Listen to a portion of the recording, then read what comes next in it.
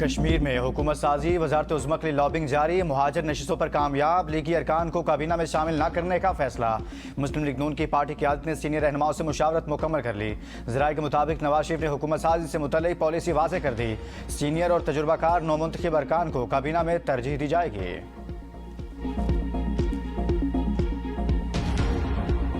आज़ाद कश्मीर कानून साज असम्बली के इलेक्शन का दूसरा मरहला। मुजफ्फराबाद में हल्का LA-27 और हल्का LA-28 के 54 पोलिंग स्टेशन में पोलिंग का वक्त खत्म, वोटों की गिनती जारी। LA-27 में मुस्लिम लीग नून की नौरीन आरिफ, पाकिस्तान पीपल्स पार्टी के जावेद अयूब और इस्तेहकाम पाकिस्तान पार्टी के सरदार तबारू के दरमियान मुकाबला। LA-28 में मुस्लिम लीग नून के चौधरी शहजाद और पाकिस्तान पीपल्स पार्टी के बाज़ल नकवी आमने सामने। पूंछ डिवीजन में शेड्यूल के मुताबिक इलेक्शन होंगे। इंतखाबात मुलतवी होने से मुतालिक गर्दिश करने वाली खबरें बेबुनियाद हैं। तर्जुमान इलेक्शन के मुताबिक पूंछ डिवीजन के तमाम हल्काजात में पोलिंग 10 अगस्त को होगी। वोटर्स अफवाहों पर कान ना धरें। 10 अगस्त को मुकर्रर शेड्यूल के मुताबिक अपना हक राय दही इस्तेमाल करें। किसी भी तब्दीली की सूरत में इलेक्शन कमीशन की जानिब से बर वक्त आगाह किया जाएगा। बाग और पूंछ डिवीजन के 11 हल्कों में पोलिंग की तैयारियां मुकम्मल। 1989 पोलिंग स्टेशन कायम। 208 उम्मीदवारों में मुकाबला होगा। मजमूई तौर पर 11,54,626 रजिस्टर्ड वोटर्स अपना हक के राय दही इस्तेमाल करेंगे। करप्शन, स्मगलिंग और गैर कानूनी सिगरेट की फरोख्त की खबर देना जुर्म बन गया। बासर सियासतदानों के बारे में ABN न्यूज़ ने खबर दी तो हर तरफ हलचल मच गई। अरकान पार्लियामेंट ने अपने एहतसाब के बजाय खबर देने वाले मीडिया पर बरस पड़े।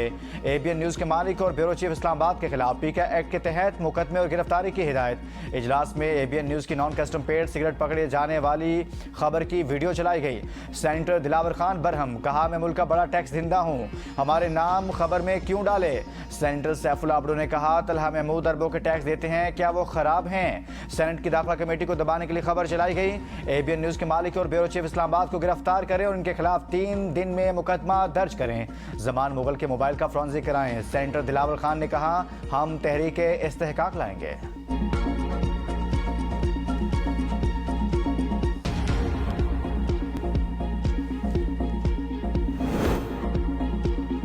सेनेट कमेटी में ABN न्यूज़ को धमकियों का मामला। इस्लामाबाद के सहाफ़ियों का सेनेटर तलहा महमूद के सामने एहतजाज। सहाफ़ियों ने कहा सहाफ़त करना जुर्म नहीं, अवाम तक खबर पहुंचाना सहाफ़ी की अव्वलीन जिम्मेदारी है।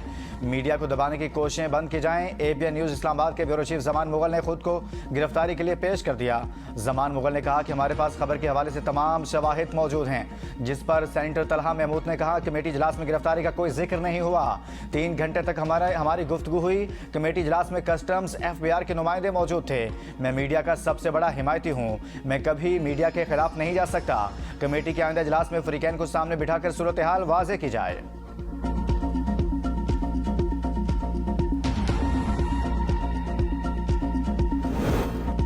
खबर देना सहाफ़ी का अव्वलीन फ़र्ज़ है। सहाफ़ती इदारे तमाम तर सबूतों की बुनियाद पर खबर नशर या शाया करते हैं। मीडिया को दबाने की कोशिशें बंद की जाएं।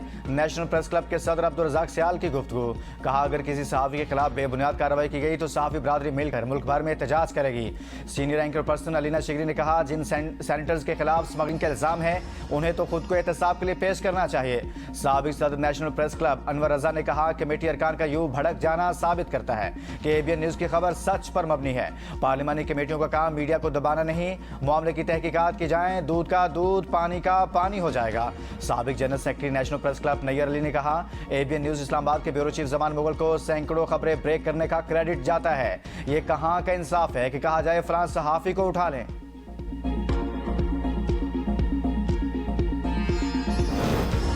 लाहौर की पुलिस बेकाबू, अखलाकियात भी भुला बैठी। जहनी माजूर लड़की को थाने ले जाकर मुबैना ज्यादती का निशाना बना डाला।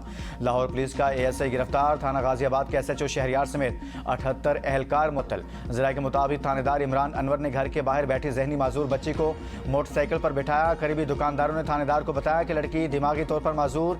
ASI ने अपनी वर्दी का रोब झाड़ते हुए बताया कि मैं थानेदार हूँ और ये हमारी मुलजमा है। जिसके बाद घर वालों ने अपनी बेटी को तलाश करना शुरू कर दिया। मोहल्लादारों ने बताया थाना गाजियाबाद का ASI आपकी बेटी को मोटरसाइकिल पर बिठाकर ले गया है। ज्यादती का निशाना बनाने के बाद बच्ची को घर के बाहर छोड़ दिया गया। मुतासरा बच्ची के वालिद की मुद्दत में मुकदमा दर्ज।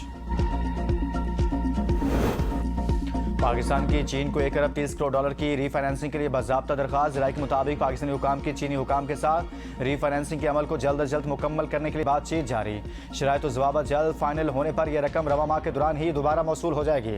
रकम जल्द मौसूल होने से ज़र मुबादला ज़खायर को सहारा मिलेगा। गुज़िश्ता माह जुलाई में 2.2 अरब डॉलर अदायगियाँ की गई, जिसमें 1.3 अरब डॉलर चीनी कमर्शियल कर्ज उतारा गया। रवा माली साल मरकजी बैंक तकरीबन 7 अरब डॉलर से ज़ायद इंटरबैंक मार्केट से खरीदारी की तवक्को रखता है। इंटरबैंक से खरीदे डॉलर्स बैरूनी अदायगियों के लिए ज़र मुबादला ज़खायर को बेहतर बनाने के लिए इस्तेमाल होंगे।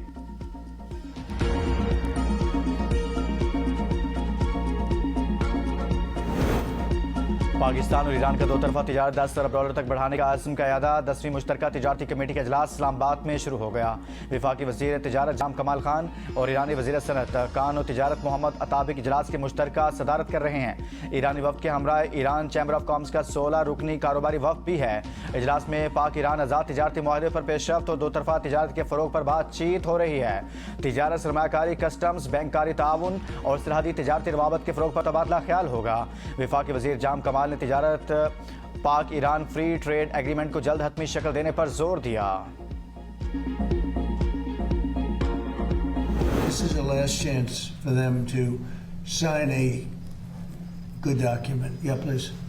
We're talking about the strait, the opening of the strait, having it open literally by tomorrow, completely open.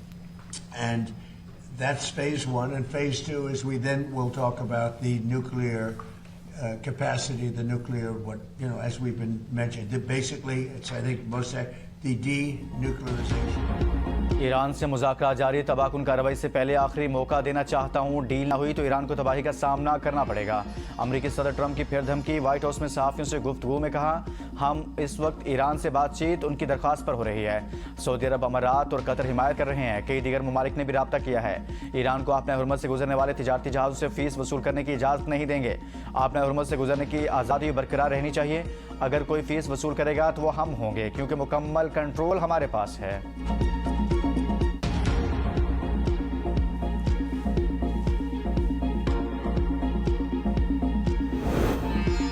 आपना हुर्मुज़ अमेरिका की शिकायत पर दोबारा नहीं खुलेगी। जंगी जहाज या फौज आई तो निशाना बनाएंगे। ईरान ने अमेरिका को खबरदार कर दिया। ईरानी सुप्रीम लीडर के मुशीर जनरल मोहसिन रज़ाई कहते हैं, ईरान आपना हुर्मुज़ में किसी दूसरे रास्ते की इजाज़त नहीं देगा। बहुत से जहाज ईरान की वार्निंग पर वापस मुड़ रहे हैं। अमेरिका का हुक्म मानने वाले जहाज नुकसान उठाते हैं और फिर खुद ही मुड़ जाते हैं। यूक्रेन के 3 मकामात पर हमले के लिए तैयार थे, लेकिन माज़रत के बाद कार्रवाई रोक दी। ईरानी वज़ारत ख़ारिजा के तर्जुमान इस्माइल बकाई का कहना है, ईरान और ओमान आपने हुर्मुज़ से मुतल्लिक नए बहरी रास्ते पर मुआहदे के करीब हैं। ओमान के साथ मुज़ाकरात में पेशरफ्त हुई। नए रूट में एक गुज़रगाह होगी, जिसमें दाखिले अखराज के लिए अलग रास्ते होंगे। आपने हुर्मुज़ की बहाली के लिए ओमान के साथ किसी मुआहदे तक पहुँच जाना काफ़ी नहीं। अमरीकी जारहियत जारी रही तो सूरत हाल इसी तरह बरकरार रहेगी।